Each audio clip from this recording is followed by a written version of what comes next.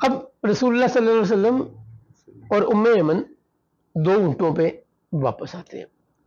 Communication نہیں ہے جیسا آپ نے کہا ہے. سو پہنچنے سے پہلے تو کسی کو نہیں پتا کہ سیدہ آمنہ اس دنیا سے تشریف لے جا چکی ہیں. جناب عبد المطلب دیکھتے ہیں کہ ام ایمن ہے اور بھتیجا ہے اور خالی اونٹ ہے. جی اعجاز صاحب، پریویس ایپیسوڈز میں بات ہو رہی تھی کہ جب یثرب سے واپس آئے ہیں حضرت آمینہ، ام ایمن اور آپ صلی اللہ علیہ وآلہ وسلم جب واپس آ رہے ہیں تو راستے میں حضرت آمینہ کا وصال ہو گیا ہے، اور اس کے بعد آپ صلی اللہ علیہ وآلہ وسلم ام ایمن کے ساتھ اب مکہ پہنچے ہیں. اب ظاہر بات ہے اس ٹائم پہ تو کوئی کمیونیکیشن کے ایسے ذرائع نہیں تھے، اور جو مکہ میں موجود پوری فیملی ہے وہ تو سب کا انتظار کر رہی تھی. کیا آپ سمجھتے ہیں کہ خبر پہنچ چکی تھی حضرت آمینہ کے وصال کی فیملی تک؟ میں یہاں پہ نا ابوا کا جو ذکر، جی ابوا کا ریفرنس ہے کہ آمنہ، جی تو ایک مجھے بات یاد آ گئی ہے. جی رسالت مآب صلی اللہ علیہ وسلم کے چچا کا بیٹا ابو سفیان بن حارث بن عبد المطلب، یہ رضائی بھائی بھی ہیں رسول اللہ کا. اور عبیدہ بن حارث جو سب سے پہلے زخمی ہوئے بدر میں اور پھر شہید بھی ہوئے، جن کا ہم نے ذکر کیا، ان کے بھائی ہیں. حارث جناب عبد المطلب کے سب سے بڑے بیٹے ہیں. ابو سفیان بن حارث کی عمر بھی رسول اللہ کی عمر کے قریب تھی، اور یہ اکٹھے کھیلا کرتے تھے. بڑی دوستی تھی. ابو سفیان بن حارث، اگین شاید ہمارے سننے والے کہیں پیچھے نہ سنا ہو، جو ابو سفیان ہم تاریخ اسلام میں بولتے پڑھتے سنتے ہیں وہ ابو سفیان بن حرب ہے، بنو امیہ سے. جی یہ ہم بات کریں ابو سفیان بن حارث بن عبد المطلب، حضور کے چچا کا بیٹا. ان کا شعری ذوق بڑا اچھا تھا. ابو سفیان بن حارث کا شعری ذوق بڑا اچھا تھا، اور یہ رسول اللہ کے ساتھ بڑا گھومتے پھرتے کھیلتے تھے. جب رسالت مآب صلی اللہ علیہ وسلم نے اعلان نبوت فرمایا تو ابو سفیان بن حارث بھی رسول اللہ کے خلاف لوگوں میں تھا، جنگوں میں حصہ بھی لیا.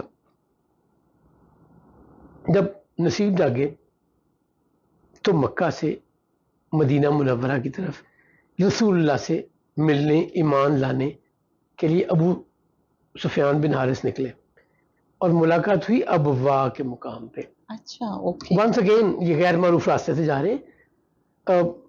ابھی اگر میں بھول جاؤں تو آپ نے مجھے اس بات پہ یاد کرانا ہے. ابوا رسول اللہ صلی اللہ علیہ وسلم، جیسے بھی 2 ایک نشست پہلے حسن نے بات کی نا کہ سیدہ آمنہ اور رسول اللہ جناب عبداللہ کی قبر پہ جاتے رہے ہیں. رسول اللہ اگر کسی مہم کے لیے نکلے اور ابوا رستے میں پڑتا تھا یا قریب پڑتا تھا، یعنی جانا ممکن تھا. لیٹس اگر نکلے ہی ساؤتھ میں ہے، نارتھ میں اور ساؤتھ میں ابوا آتا ہے تو پھر تو ممکن نہیں ہے. لیکن اگر ساؤتھ کی طرف نکلے ہیں یا قریب نکلے ہیں تو رسول اللہ ابوا جایا کرتے تھے اور اپنی والدہ کی قبر پہ جایا کرتے تھے. اور ایک واقعہ یوں ملتا ہے کہ رسول اللہ وہاں بیٹھے زاروں قطار روتے رہے اپنی والدہ کو یاد کرتے ہوئے.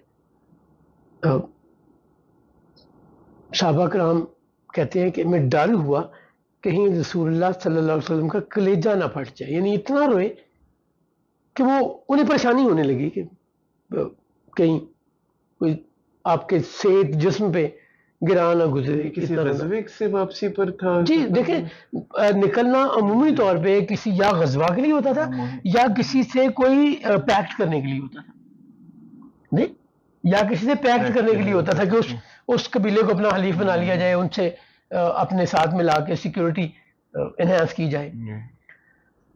یہاں پہ نا ایک بڑی زیادتی ہم کرتے ہیں.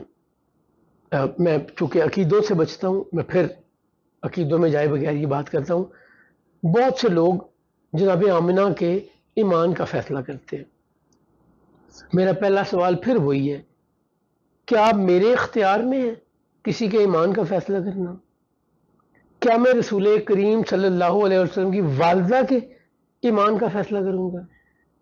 یہ وہ ہستی ہے جنہیں جس دوران رسالت مآب صلی اللہ علیہ وسلم اپنی والدہ کے ولادت سے پہلے فرماتی ہیں کہ خواب میں مجھے بشارت دی جاتی ہے کہ آپ کے ہاں بیٹا پیدا ہوگا، اس کا نام احمد رکھنا اور وہ اس امت کا سردار ہوگا.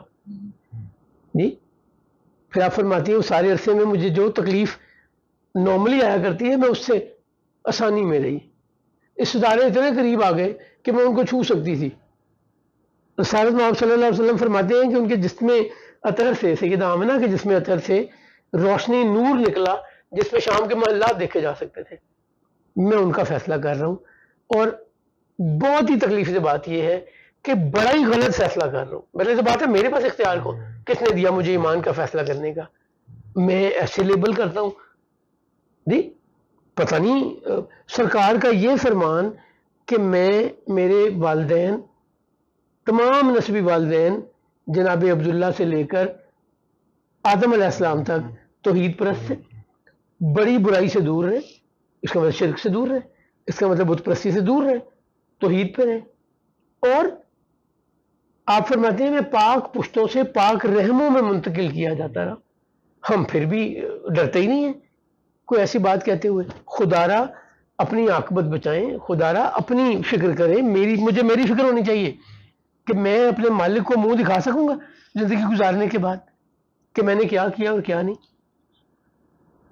ہم بات کیا کر رہے تھے؟ میں نے آپ سے کہا تھا مجھے یاد دلائیے گا. سیدہ آمنہ سرکار ابوا جاتے ہیں، یاد کرتے ہیں، روتے ہیں ان کو یاد کر کے. کبھی سرکار کو والدہ کی محبت بھولی نہیں. اور ابھی یہ بھی نیچرل بات ہے نا، ماں کی محبت بھولتی کسے ہے؟ میرے والد میں نے بتایا 86 کی ایج میں ان کی ڈیتھ ہوئی. کوئی 84 85 جب تک ان کو ڈیمنشیا نہیں ہوا تھا نا، تو کسی تکلیف کے آنے پہ کہا کرتے تھے ہائے میری ماں. یعنی اس ایج میں بھی ان کو ریسکیو کیا نظر آتا ہے، جبکہ وہ ہی واز گریٹ گرینڈ فادر ایٹ دیٹ ٹائم. پر پوتے پڑھنے واسطے ان کے تھے جی، لیڈ کرتے تھے. بڑی اسٹرانگ پرسنالٹی، بڑی تگڑی پرسنالٹی، بڑے ایکٹیو.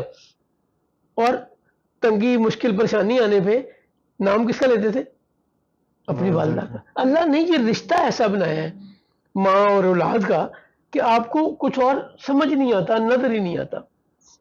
اب آپ نے پوچھا تھا کہ وہ واپس ان کو پتہ چلا کہ نہیں چلا، اور ہم چلے گئے تھے حارث، ابو سفیان بن حارث میں. ابو سفیان بن حارث ابوا پہنچتے ہیں اور رسول اللہ سے درخواست کرتے ہیں غلطی ہوگی، آپ کی مخالفت آج تک کی، آپ کی مہربانی، معافی چاہیے. سو ابوا کے مقام پہ ابو سفیان بن حارث بن عبد المطلب ایمان لاتے ہیں. جب آپ صلی اللہ علیہ وسلم ہجرت کر رہے تھے اس نہیں میں کہا جنگیں لڑی انہوں نے اچھا اس کے قریش مکہ کی طرف سے. تو میں تو آپ سے بات کر رہا ہوں کہ 6-7 ہجری کی، اوکے 6-7 ہجری کی، جنگ خندق کے بعد کی. اوکے جی کہیں صلح حدیبیہ پلس مائنس کی بات ہو رہی ہے جب وہ ایمان لائے ہیں. اور ان کے متعلق اور مزیدار آپ کو بات بتانا چاہتا ہوں. انہوں نے اپنی ڈیتھ سے 3 دن قبل اپنی قبر خود کھودی. اچھا ابو سفیان بن حارث نے اپنی ڈیتھ سے 3 دن پہلے اپنی قبر خود کھودی کہ میرا آخری وقت آ گیا اور میں اپنی قبر اس لیے کھول رہا ہوں. ان کا شعری ذوق تھا نا بہت. جی بہت اچھا تھا، بہت اچھا تھا جی. سو ایسے ہی مجھے ابو سفیان بن حارث یاد آ گئے. اب رسول اللہ صلی اللہ علیہ وسلم اور ام ایمن 2 اونٹوں پہ واپس آتے ہیں. کمیونیکیشن نہیں ہے جیسا آپ نے کہا ہے. سو پہنچنے سے پہلے تو کسی کو نہیں پتا کہ سیدہ آمنہ اس دنیا سے تشریف لے جا چکی ہیں. جناب عبد المطلب دیکھتے ہیں کہ ام ایمن ہے اور بھتیجا ہے اور خالی اونٹ ہے. جہاں دیدہ آدمی 106 سال عمر، مکہ کے سردار، صرف قریش کے نہیں مکہ کے سردار، ایک باپ کی طرح سب کو ساتھ لے جانے والے، کسی سے نہیں پوچھا. ان کے لیے سین کافی تھا یہ خبر پہنچانے کے لیے. obviously آنکھوں سے وہ جو آنسو، ان کی کیفیت دیکھ کے بھی اندازہ ہو گیا ہوگا. خالی اونٹنی آنکھوں دیکھ سے آنسو جاری ہے. جناب عبد المطلب کے حوصلہ کرتے ہیں کہ اگر میں روؤں گا تو پوتے کو کیسے تسلی دوں گا، اس کو کیسے سنبھالوں گا. اسٹرینتھ میں واپس آتے ہیں اور سرکار کو گلے ملتے ہیں، پیار کرتے ہیں. یقیناً وہ ساری اظہار اس تکلیف کا، اس محرومی کا رسول اللہ نے رو کے کیا ہوگا. اب یہ میں اپنے گمان یا اپنی عقل سے باتیں کر رہا ہوں، تاریخ سے نہیں کر رہا. کہ خوب روئے ہوں گے دادا کے گلے لگ کے، ماں کو یاد کیا ہوگا، والد کو یاد کیا ہوگا، الٹیمیٹلی چیزیں سیٹل ہو گئی. ام ایمن کو پہلی نصیحت کیا کی ہے؟ کہ خیال رکھنے باندھی ہے.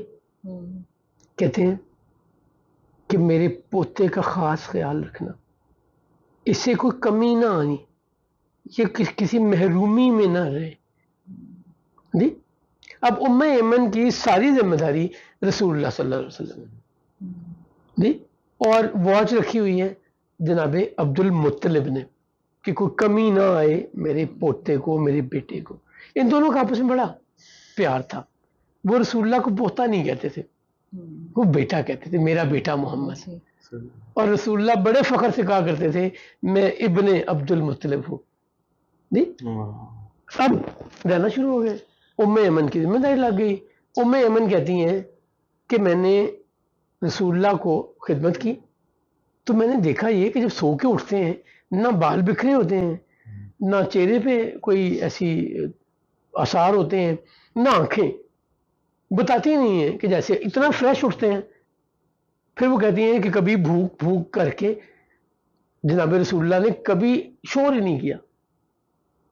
جب کھانا ملتا تھا، وقت ہوتا تھا، کھانا ملتا تھا، کھاتے تھے.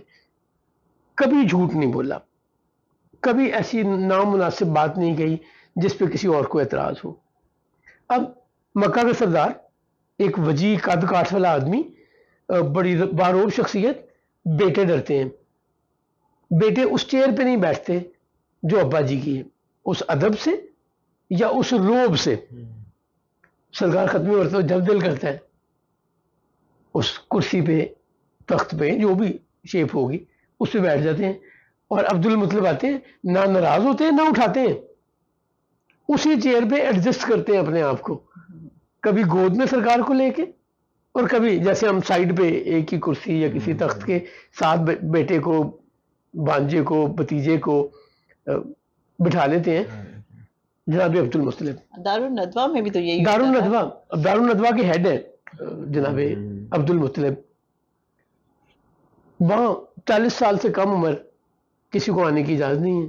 اب یہ 2 سال ہیں، 6 سے 8 سال کے درمیان والا ٹائم ہے، والدہ کی ڈیتھ اور عبد المطلب کی حیات. یہ ان کے ساتھ دارالندوا میں چلے جاتے ہیں. کبھی کوئی اعتراض نہیں کرتا. اس کا مطلب ہے نہ وہاں شور کرتے ہوں گے، نہ وہاں ادھر ادھر بھاگتے دوڑتے ہوں گے کہ کوئی اعتراض کر سکے. کتنا اچھا بیہیویئر ہوگا، کتنا اچھا بیہیو کرتے ہوں گے، ایکٹ کرتے ہوں گے کہ کسی نے کبھی اعتراض نہیں کیا. ایک دن مجلس میں عبد المطلب نہیں بیٹھے ہوئے تھے، سرکار آئے اور ان کی کرسی کی طرف جا رہے تھے تو ایک چچا نے روک لیا. جناب عبد المطلب آگے دیکھا، منع کیا کہ میرے بیٹے محمد کو نہ روکا کرو، یہ جب چاہے یہاں پہ بیٹھے. اگین ہمارا وقت مکمل ہو گیا. اشارہ دے دیے. درود پاک کے ساتھ اس کو ہم وائنڈ اپ کرتے ہیں. اللہم صلی علی سیدنا و مولانا محمد معدن الجود والکرم وعلی آلہ وصحبہ وبارک وسلم.